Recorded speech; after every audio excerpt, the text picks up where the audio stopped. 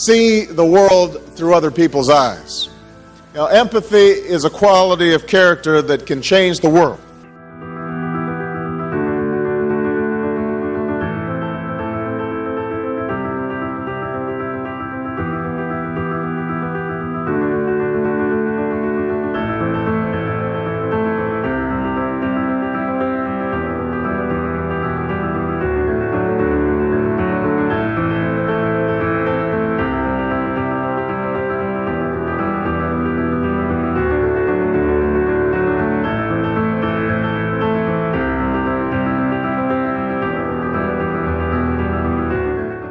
Unites people. Armies, gold, flags, stories. There's nothing in the world more powerful than a good story. Nothing can stop it. If you want to stand out from everybody else, you need to get into storytelling. Draw a different frame around the same set of circumstances and new pathways come into view. Welcome to Artefact Live with me, Scott MacArthur, where we look at the art and science of story. We don't care who you are, whether you're a bricklayer, a professor or a speaker, all we care about is you being a good storyteller. Thank God the drummers arrived. It's time to realise that facts tell, but it's stories that sell. Get me some nasty and get it now or someone's getting shot. And that's a niche of a niche of a niche of a niche of a niche. 1,000 comments. Selling a hemorrhoid cream to someone who's got hemorrhoids. Got a whip. I was born into a deep contradiction. This stuff's magic. God, that's so clever.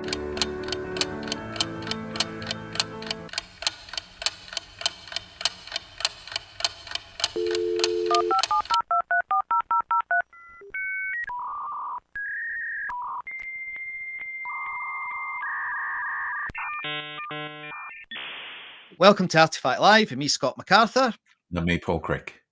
How are you, Paul? You all right? I am very good. Yes, we have a sunny day here today, which is great. And got off to a good start. So that's good. Well, I've been locked in my study for the last 3 days because I've had one of those few days that happened where on a Sunday night, I got a call from a colleague saying, "Can you write a proposal for me, please?" And you can guess what she said. "Can you do it for tomorrow morning, please, Scott?" Yes, absolutely. I've been on the end of those. Oh, so I was writing a proposal and then I did that and it all went away fine and it was great. And then yesterday, another ex-client of mine called me up, had an emergency. Can you come tomorrow and do a keynote down in London? And I went, yeah, of course. How many people? 100. Oh, great. What's the budget? Oh, send me your fee. So I sent the fee. Oh, we can't afford that. I went, right. Well, that's how much it costs. Oh, let me come back to you half an hour later. Can you give us your best price? I said, well, that is my best price. That is the best price. Yeah. Yes. And it was like, what? And then she came back half an hour later and she said, the truth is we don't have any budget. And I was like, well, the truth is you don't have a keynote speaker.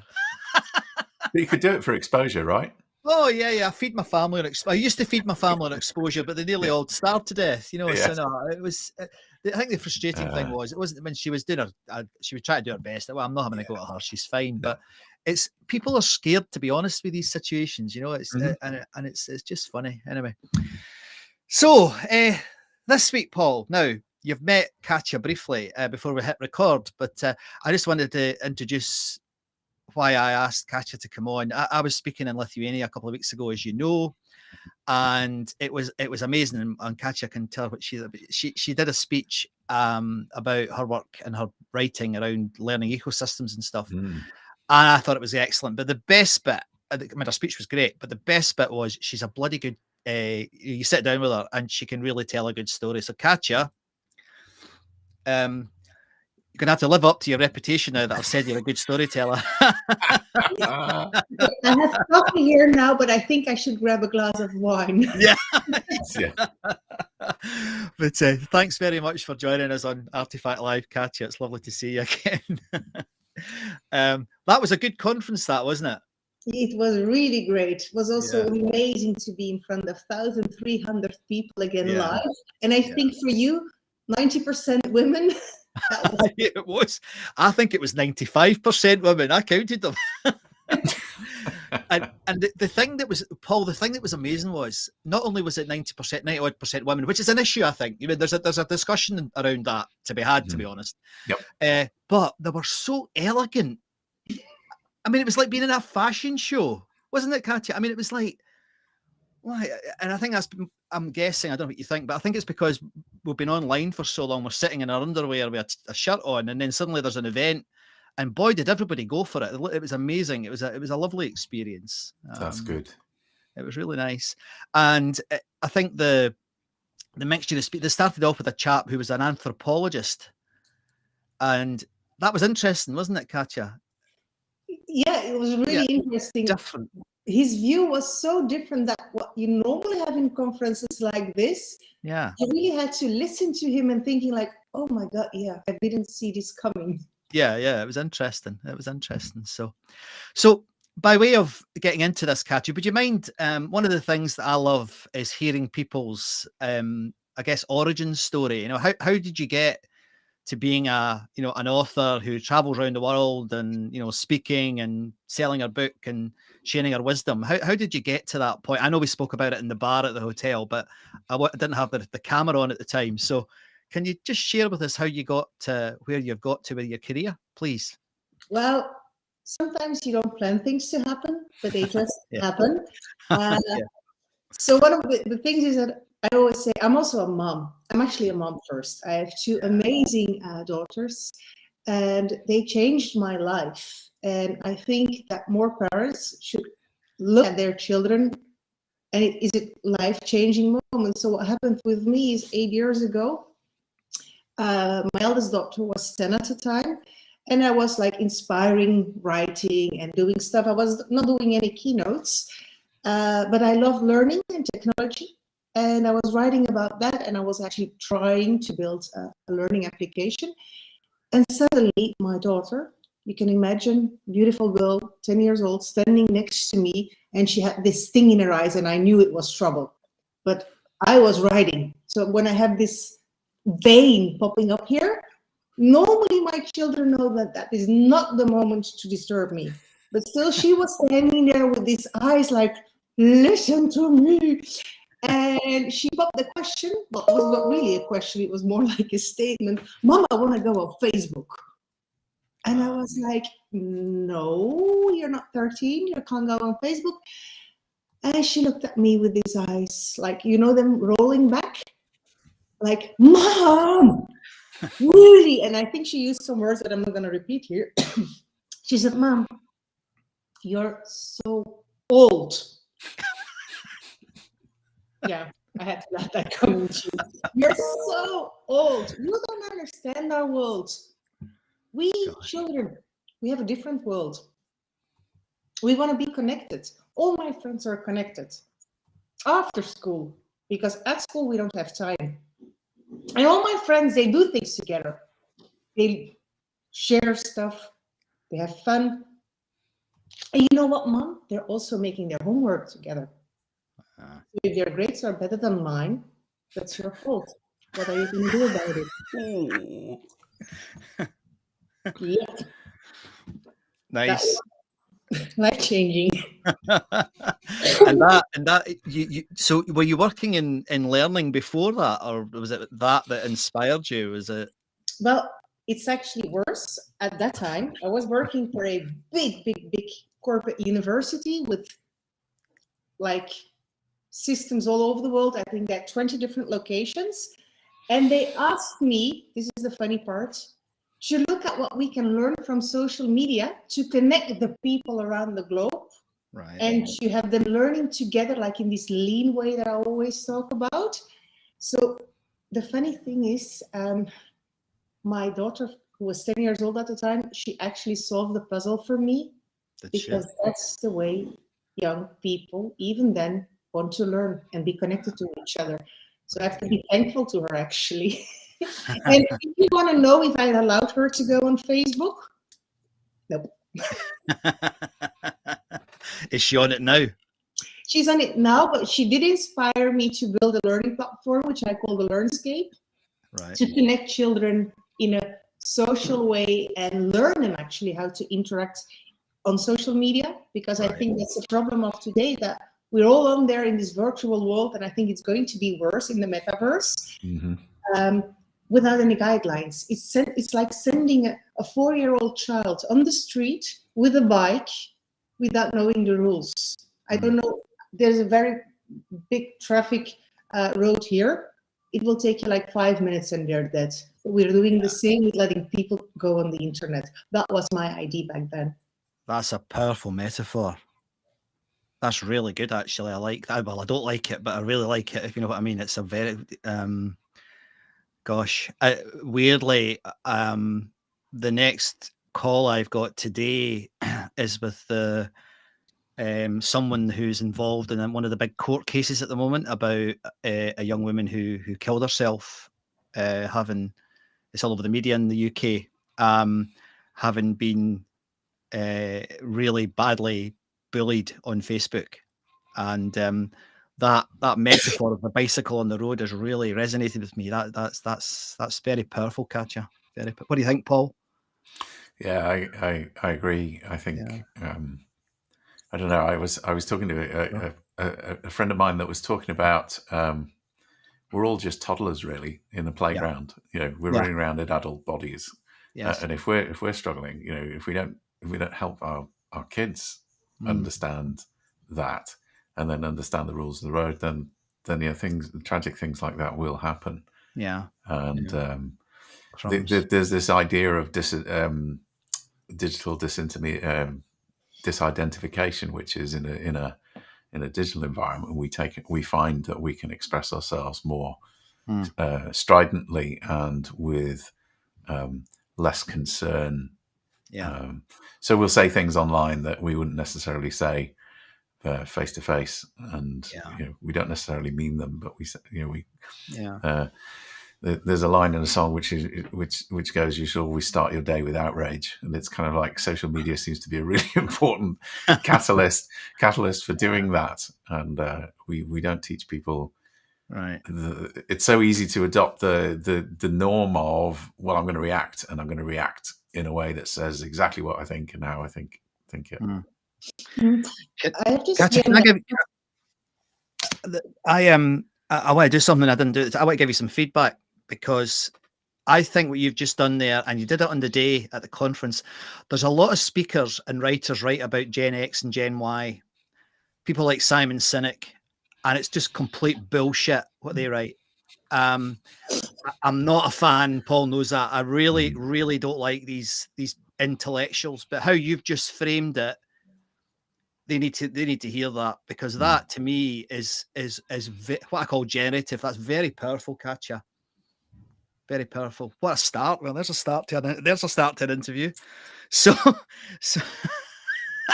how then did that develop? What happened with it? I mean, was that you writing your first book at that time? What were you up to? That was the start of starting a non-for-profit organization, because when my daughter said, "What are you going to do about it?"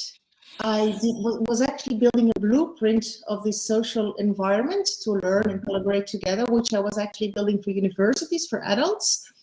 I was hoping to start a PhD on the topic, but the people just didn't get it. The people, meaning the older children working already, because they also behave as children.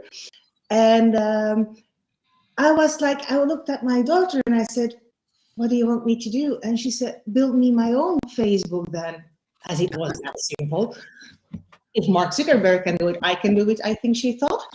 And so I gave the blueprint of this platform to the school of my children, for children age 8, 9, and 10, and had them playing around in this environment.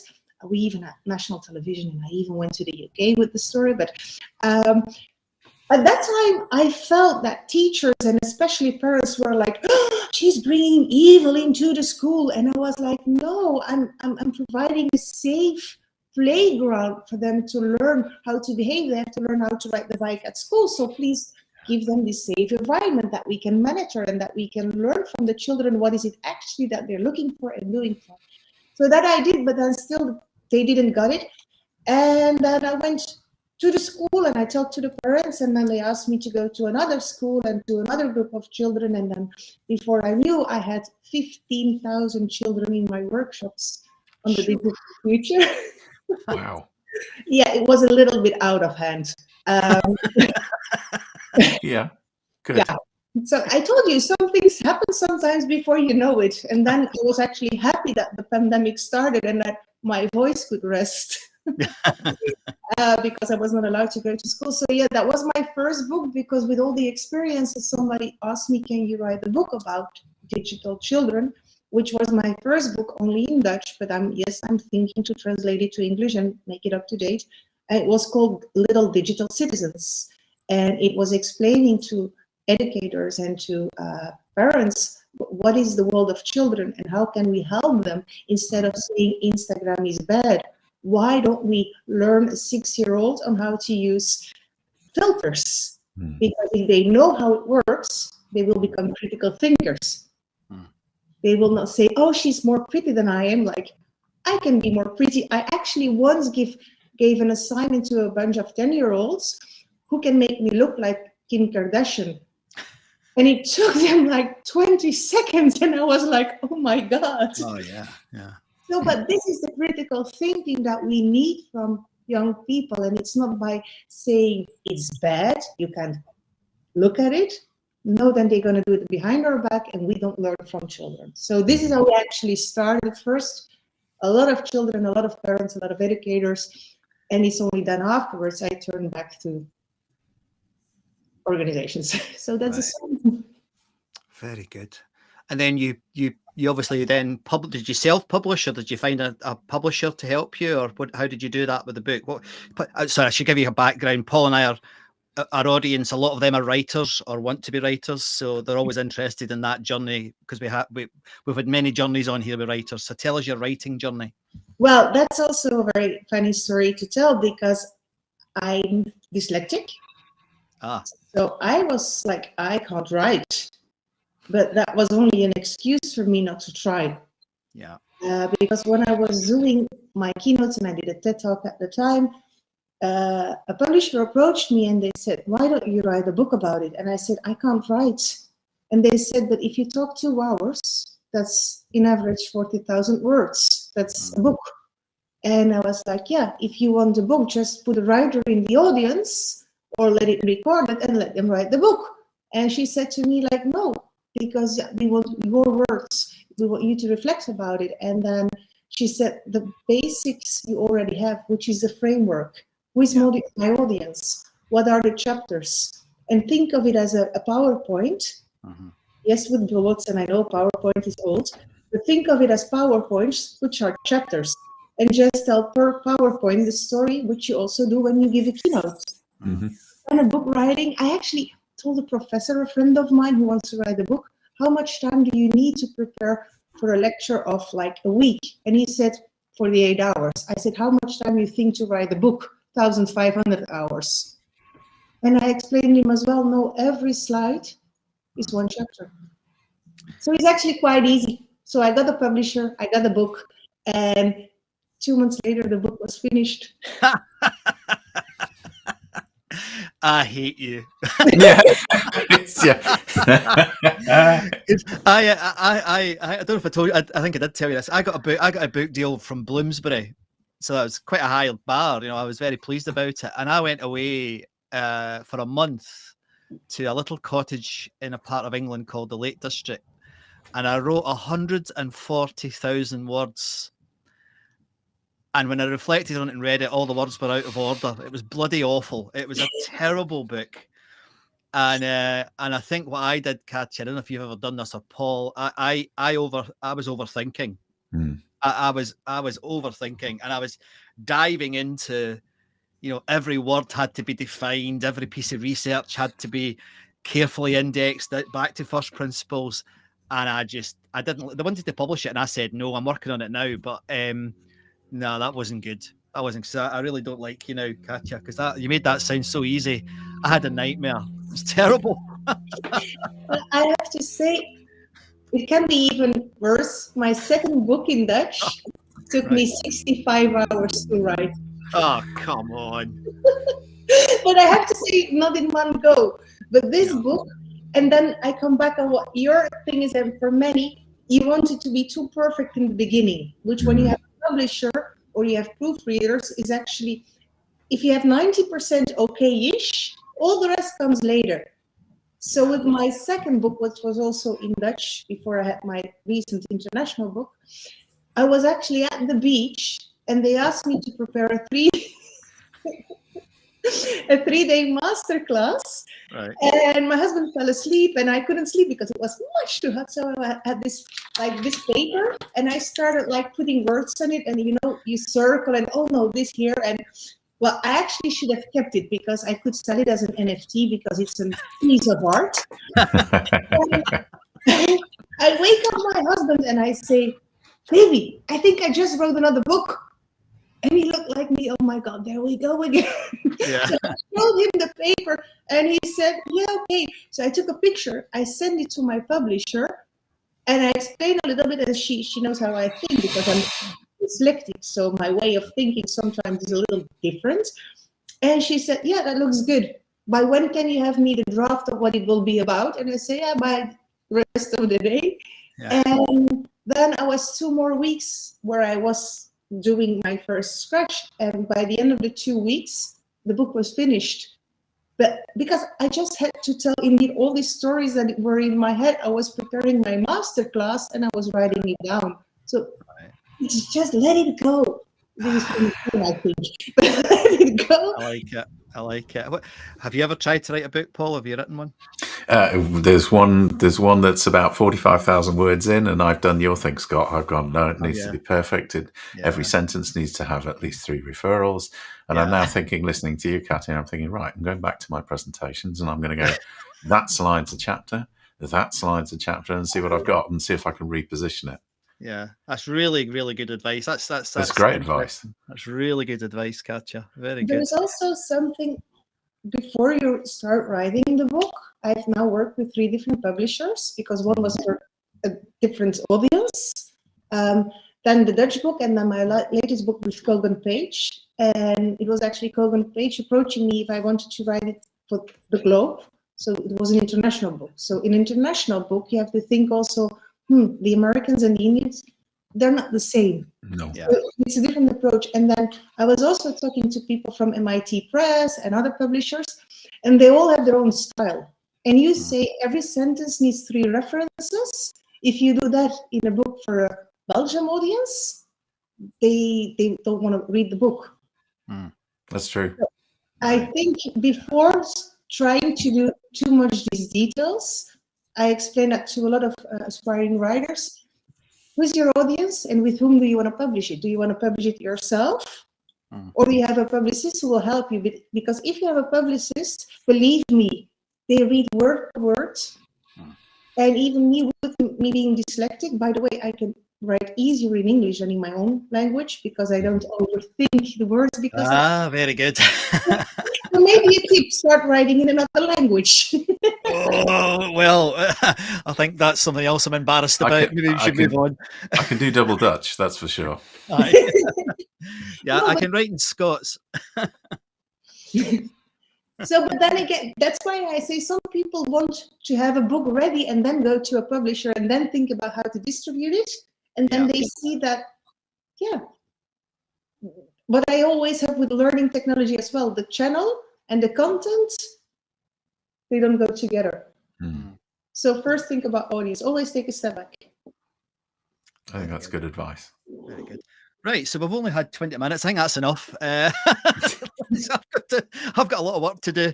Okay, right. So, Katja, can I take us into what you and I both spoke about in Lithuania? Really, the sort of the next level, the sort of the metaverse, whatever that is, and to get you to share with us where you think technology could go. I mean, I'm asking you to be slightly a futurist, and I know that's not. I don't know how you feel about that. I don't like that. I don't like being called a futurist, but because it gets a bit sci-fi. But where do you think this is all going to go? Given the way the way you've described it so far, what's the next steps? Do you think? Well, first of all, I think we're already there. That's why the title of my presentation was last time, Did the Future Already Caught Up With Us? Yeah. Because in the world of our children, the metaverse is there already. Mm-hmm. The question we should ask ourselves is, what metaverse do we want for corporates, for adults, for learning, for HR, for marketing? When I read online about metaverse, I read about NFT, I read about these cool Balenciagas that I can wear in Fortnite but not wear in Roblox, for example. It's a gaming environment, and well, I'm not going to go too deep in detail about what the real metaverse should be, like connection of these meta worlds, but these protocols and maybe quantum computing is needed. I will answer it different. What would I love it to be, the metaverse? And then I'm talking about supporting well-being of people, supporting growth of people, and also connecting people. Think about what my daughter Farah wanted with Facebook so many years ago, but bring it to the now, because it already exists, for just the connection of the people. And also, I always like to give the example. We need to be lifelong learners, which is like a Tantalus tournament, because it will never stop. But we are always learning. Still, the only learning that we get accredited for is what we do in an official way. But in the metaverse, in our lives, there are so many other learning experiences. And I think I told it last time in Vilnius as well. Can you imagine that you are a 6-year-old on Roblox and you like developing games for others? You're like this maker of cool environment. You know about 3D imaging, you know about how games work, about the strategy, about working together. So by the time that you're 12, you are a Roblox millionaire, which means that a lot of other people are playing your game, but they pay you in a currency, a cryptocurrency, which imagine that you can take it out as an NFT, saying that you're a game developer. That would be nice. So I then come to you, you're a corporate organization in need for developers, and I come to you, 15, 16-year-olds, you can hire me on top of the class because I earned the most Robux. And then you will say, no, I need a certification. I think you should go to get a bachelor or a master's degree in game development. Yes. I'm sorry, I'm not going to say the word, but this is because this young kid probably knows more than any master doing game development right now.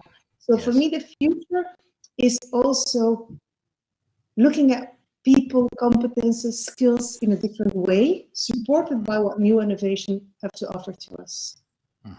Very good. Very good. I like that, going from like virtual to reality rather than virtual reality. I like that. I can see that. Very interesting. I think we need to have another show about that, because I've got an awful lot of questions on that, but we don't have time to go into them in depth. Have you anything you want to say, Paul? I'm curious about the metaverse, and where there's a bit of it that makes me concerned about losing human connection. And I was having a quick read of your blog about some of the skills that we have. You know, do you teach someone to dance, or do you teach them to code? And I think that's such a great question, because you know there's such a bias towards STEM. It's kind of like, no, you need STEM skills, and I'm sure you do. But where does that happen? And if social is about connection, and we're all disconnected, or the zeitgeist seems to be there's more disconnection than there is connection, then is the metaverse a good thing? The answer is it probably is, but it's, to your point, it's how we choose to use it and how it evolves to make that happen. Yes. So we're just embarking on a piece of research in the team coaching world, which is, what does connection mean? Right. And there are so many lenses you can look through that. So you exploring the metaverse is a really, really important question for us as a species, you know, and for humanity. What does that connection mean? And I think your point about, you know, you need a piece of paper to say you're eligible. All you're doing is you're satisfying the gatekeepers, and what the metaverse does is it makes the gatekeepers redundant. And I think that can only be a good thing, because my experience is the gatekeepers are divisive in how they approach things. And I could tell you stories right now that if I told them in public would get me fired from the institutions I'm working for. Yes. But it concerns me that, you can only do this if you've got the right piece of paper. No. I've got the experience. I've got all the other evidence. Yeah. And some gatekeeper comes along and says, okay, you now need to go and get this piece of paper. And I'm like, why? To your point, Katja. Yeah. I like it that you also refer to the Block-out Road, or do you become a dancer or a coder? Because this is indeed a Block-out Road. Actually, it's a story that my daughter wrote. The ballerina, the one that actually, when she was 10, said to me, "Mom, you don't get a world." Well, she explained to me the word consilience, which Scots like as well. Yes. Love consilience. Knowledge. Yeah. And I read the book and I understand everything about different sciences, and then she explained it to me in her words. She wanted to become a coder, building robots, when she was 4, but she also wants to become a dancer. Mm-hmm. And for her and for me, consilience is also seeing similarities to the differences in those two. It's all about algorithms. Yeah. You ever seen Swan Lake and you see the 16 little swans coming up? Swarm intelligence in AI. Do you ever imagine that if they make the stage bigger or smaller, they still don't bump into each other? They only code the first ballerina. And all the rest is the AI, the algorithm around it. Very good. So yes, my daughter can become a coder. Yeah. So Katja, I'm going to direct you to Dr. Merritt Moore. And Dr. Merritt Moore is an under 30 to watch. And she is a quantum scientist. So she has a doctorate in quantum physics, but she's also a professional ballerina. And her stuff is amazing. And the work she's doing. So she is actually choreographing robotic dance, and she is partnering robots and teaching robots. And she's also using digitization to create art through imagery and through music, and combining all this. And she's very much along those lines, which is, why can't I be a professional ballet dancer and a quantum scientist? Yes. So I direct you to her. Her ambition is to go into space. So really? Yeah. I think I'm going to link her with my daughter. She finally has a role model then. Yeah. No, I will send you details. And I know she'll talk to me. I've interviewed her a couple of times, and I'll connect you. Lovely. Well, we need to move forward, and I need to ask you the question that we this is the question that Paul and I love asking everybody. Did you bring an artifact with you, Katja? I have to be honest, I didn't bring it because it's always near to me, and it's a little bit heavy to carry because it's just here back. Right. It's big. Yes. Wow. It's big. Yeah. And it's old. It's very old. Yes. And now you're wondering what it is? Yes. Yes. What is it? It's just not a closet. It has been in my family for generations. I'm not 100% sure how old it is, but it's very old. Yeah. But you can't see it. Maybe it is about my family. I'm going to bring you a little bit closer. You see these heads on it? Yeah. And you see that the shields of the families. Yeah. And then you see people looking at each other. Yeah. And these are not looking at each other. And even those, they have their back against each other. This is a story about families not liking each other. All right. You see that those had to marry, but he was not happy with it. Right. Excellent. It's Romeo and Juliet all over again. Yeah. Yeah, but it's my family. That's your family. Awesome. But the thing is, we all have to get along. They all have to be here on the closet. They all are in one big family. And I always tell this also to my children. It's good not to go along, but we have to live together. And this is also, again, about competences. Yeah. I sometimes don't like someone or some idea, that, especially the ideas, but you remember maybe that I was talking about competences that makes us human. Mm-hmm. Mm-hmm. And one of them is openness. Yes. Be open to somebody else's opinion. And even if you disagree, Excellent. you have to work together for the family, for the society, for the ecosystem. Right. And that's the thing with, for me, openness is critical thinking. Why is he doing this? Why is he saying that? What does it mean for me, for us, for society? How can we make this work together? Mm-hmm. And I don't think we do that often. Mm. Thinking about why is he not thinking like I do? Why did my daughter want to go on Facebook? I could have said no, but I listened to her, even I didn't agree. So if you want to know what for me sometimes is a moment, also because it's family, I touch this. That's fantastic. That's the largest artifact we've ever had, Paul. I think It's huge. And what a great story. what a Yeah, lovely but story. now I need another alarm because nobody can touch it. Nobody can. Don't share my address. Don't say where it is. No. Only for me, from very, very valuable. That's lovely. Really like it. Thank you very much for sharing that. That's lovely. So, what then? The other thing we this is always an interesting question because it can go in any direction. What's your favourite story?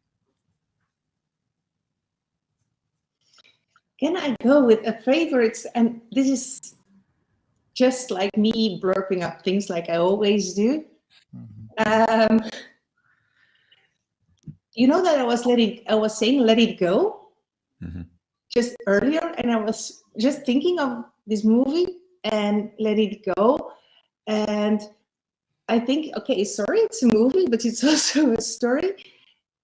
Let it go. I think for me, this movie representing like we want to sometimes yell it out, let it go, try new things, be ourselves. And that was just me thinking about what is my favorite story, because I have so many. I think as from now, I'm going to think about, do I have a new story to work on? What can I do with the idea of let it go? So actually, I'm building a new story. Oh, very good. I mean, that film, I watched it and I thought it was terrible, right? But I want to talk to you about when you've changed your mind as well. But one of the things that happened to me with that story, and it's funny because my daughter Anna, who's now she's a nurse, she's 22 now, and she said to me, no, you're the wrong audience, Daddy. It's not meant for you. And I went back to see the film. It was with a school trip, Katja. And the young girls in particular absolutely love it. I mean, it's beyond. So I reframed the whole thing in my own head. I changed my. It's not written for me, so why should I like it? You know, but it's like it's an amazing. The level of resonance for young people is astonishing with that film. So, any idea why? Either of you? I mean, I just think it's extraordinary. You know, you've seen it, so you know this part when she's angry and building ice castles. Yeah, film is full of metaphors, and I think that makes it strong for adults as well to see it. Mm-hmm. You have to look with it through different glasses. Again, Yes. be open and look at all the different metaphors are in there. And if they want to push us again in something that we are not, we will never be happy. Yeah. And I, for example, I don't like to be pushed in corners. And I can do then the things, and I can yell and be furious. And so I think this is the metaphor why I liked it. And I think for young girls especially, let them be whatever they want to be. Yeah. I think that's a strong part of the movie. Don't forget about the love stories and everything. It's really about a girl wanting to be free. I think that's a universal story as well, irrespective of whether you're male or female. Yes. I think that's why it taps into people, is because life seems to spend most of its time trying to tell us to be one thing or not be something, or do this or don't do that. Yes. And unless you stand your ground and say, actually, no, I'm going to have a counter opinion, or I'm going to speak a truth that you may not like, but yes, I am true to myself, I'm not going to betray myself, then I think that is something that we increasingly, through various conflicts we see around the world, conflicts we don't see. It's kind of like, no. And one of the things social media has brought us is transparency. We have an ability to, as you've said earlier, Katja, think critically about what's being presented, asking the question, what else could this mean? Or what is it triggering in me that's causing me to want to respond this way? And what do I learn from that? And how can I respond? How could I respond differently? So I think it's a universal story that everyone taps into. But you're right, we need to look at it through different lenses. Yeah, and there is something else. I just think about it, why it always comes back to me, this song and this movie. I'm afraid of heights. And yeah, this is so funny, but for as long as I know, I go every summer with my 2 girls to France. And I don't know, at Le Havre, you have Pont de Normandie, which is very high. And for me, driving my car with my 2 girls in it, it's the worst ever. Yes. You know, my daughters, for as long this movie exists, they put, just before we go on the bridge, Let It Go, and we sing, the 3 of us, as much as possible, this song. But he helps me over. What a great anchor. Excellent. Fantastic. Love it. That's excellent. I mean, that discussion, that dialogue, even in that 5 minutes, kind of was the reason why I came up with the final question, because I think if we get this right, and to both of what both of you have said, I think it'll help. It certainly helps me change my mind. If we get this right, if we get the technology, the dialogue, the learning, the understanding, the technology, whatever it is, we get it right, it could actually extend, our understanding and empathy of how we operate together. And that's exciting. And I think the final question, Katja, then is, I mean, is there an example that you could give us when you have changed your mind? It's a hard question. I know it's a hard question. Yes. When I said that Farah was not allowed to go on Facebook, nor with my daughter, before 13, if you had asked me the question only 2 years later, is your daughter allowed to go on Facebook? Then I would say she has to go on Facebook, but supervised by me. When a couple of years ago, the ministers of Europe decided to rate social media and the age that they can go on, it was between 13 and 16. So different countries have different ages. And I actually got furious. And our minister here in Belgium, he asked my opinion on this. And I said, no, let it go. You see, everywhere it comes back. We don't have to put an age on it, because not all children mature the same way. Not all children have the same parents and maybe other people to learn from. We should actually learn children from a very young age how to behave in digital environments, because they will do it anyway. And that putting a label 13 or 16 on it is us adults saying, I did my job. I forbid it. So it's not my responsibility anymore. So whose responsibility is it? So where I was wrong, saying in the beginning that we should have ages like 13, no, I was wrong when my daughter wants to go on Facebook. What a fantastic example. Very good. Thank you, Katja. Well, when people watch this, I don't know how you feel, Paul, but I've got about 6 takeaways in my head already from what, 41 minutes we've been on so far. Crumbs. Thank you very much for being on the show. If people want to get in touch or read your books, or where will they find you, Katja? What's the best way to see your work?